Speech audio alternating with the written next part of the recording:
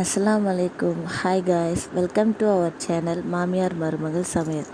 இப்போ நம்ம நெய்ச்சோர் அண்ட் கறி சால்னா செய்ய போகிறோம். வாங்க எப்படி செய்கிறதுன்னு பார்க்கலாம். ஒரு பாத்திரம் எடுத்துக்கோங்க. அதில் எண்ணெய் ஊற்றி பட்டை, ஏலக்காய், இலை, லவங்கம் இதெல்லாம் போட்டு நல்லா அது பொரியணும். பொரிஞ்சதுக்கப்புறம் அறுத்து வச்சுருக்க ஆனியனை எடுத்து போடுங்க. போட்டு நல்லா வதக்கணும். நல்லா வதங்கினதுக்கப்புறம் தக்காளி, பச்சை மிளகாய் சேர்க்கணும். சேர்த்து அதையும் நல்லா வதக்கணும். வதங்கினதுக்கப்புறம் இஞ்சி பூண்டு பேஸ்ட் சேர்க்கணும். 3 ஸ்பூன் சேர்க்கணும்.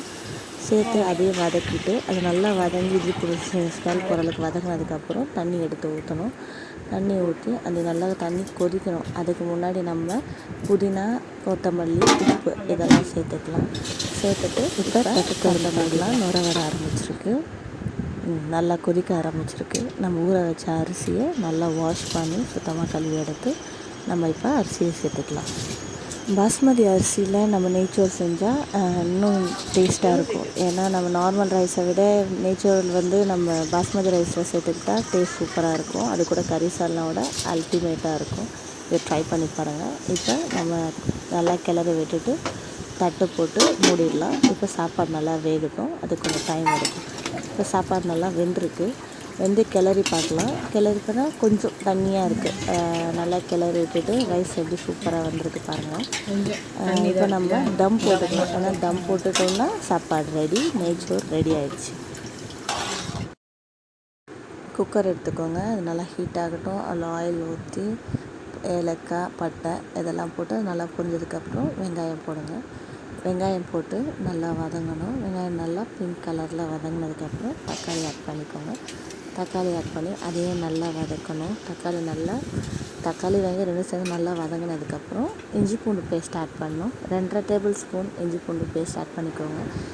இஞ்சி பூண்டு ஆட் பண்ணிவிட்டு நல்லா வதக்கணும். வதங்கினதுக்கப்புறம் கழுவி வச்சுருக்க சிக்கனை எடுத்து ஆட் பண்ணணும். ஆட் பண்ணி அந்த சிக்கனை நல்லா கிளறி விட்டுக்கணும். நல்லா இஞ்சி பூண்டு ஸ்மெல் போகிற அளவுக்கு கிளறிட்டு 1 ஸ்பூன் மஞ்சள்தூள், 1 ஸ்பூன் கரம் மசாலா, 1 ஸ்பூன் தனித்தூள், அப்புறம் வீட்டில் அரைச்ச குழம்பு மிளகாய்த்தூள் 2 ஸ்பூன் இதெல்லாம் போட்டு நல்லா வதக்கிக்கோங்க. வதங்கினதுக்கப்புறம் தேவையான அளவு உப்பு சேர்த்து அதையும் நல்லா வதக்கி அதில் தேவையான அளவு தண்ணி ஊற்றி இப்போ நம்ம குக்கரை மூடிக்கலாம். குக்கர் ஒரு 2 விசில் வந்தால் போதும். 2 விசில் வந்துருச்சு. இப்போ நம்ம குக்கர் ஓப்பன் பண்ணிக்கலாம். அரைச்சி வச்சுருக்க தேங்காயை எடுத்து அதில் ஆட் பண்ணி நல்லா கிளறி விட்டுக்கலாம். கிளறி விட்டதுக்கப்புறம் அடுப்பில் ஏற்றி கொத்தமல்லி இலை தூவி இப்போ நல்லா கொதிக்கட்டும். கொதிச்சுட்டா சால்னா ரெடி.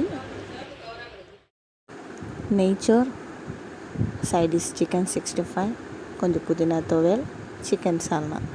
வாங்க சாப்பிடலாம். நீங்களும் உங்கள் வீட்டில் ட்ரை பண்ணி பாருங்கள். Thank you guys.